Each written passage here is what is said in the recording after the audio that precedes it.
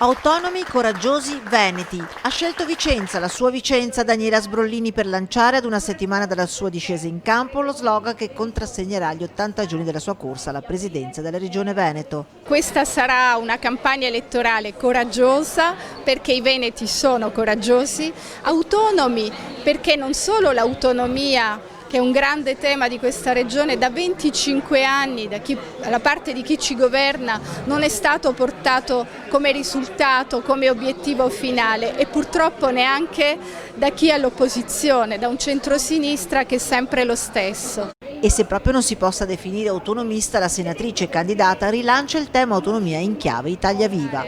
Essere autonomi non solo nell'autonomia in senso stretto, ma autonomi nelle scelte, nelle risorse, che significa non essere in conflitto con gli altri livelli istituzionali. In un candido abito bianco, Daniela Sbrollini, unica donna in corsa alla presidenza, non teme eventuali raffronti con un'altra candidata donna, Alessandra Moretti, che sfidò al secondo mandato il governatore Zaia. E ci piacciono le sfide anche impossibili. E poi sono una sportiva, quindi credo anche nei miracoli e credo che il campionato si decida sempre alla fine. Autonomi, coraggiosi, veneti. Lo slogan per intercettare quella fetta di elettorato che si è allontanata dalle urne offrendo loro un'alternativa. Ecco, noi vogliamo essere quel progetto politico alternativo che parla a tutti, senza colore politico, senza ideologia, e che soprattutto, finite le elezioni regionali, al di là del risultato che noi ci auguriamo sia un buon risultato,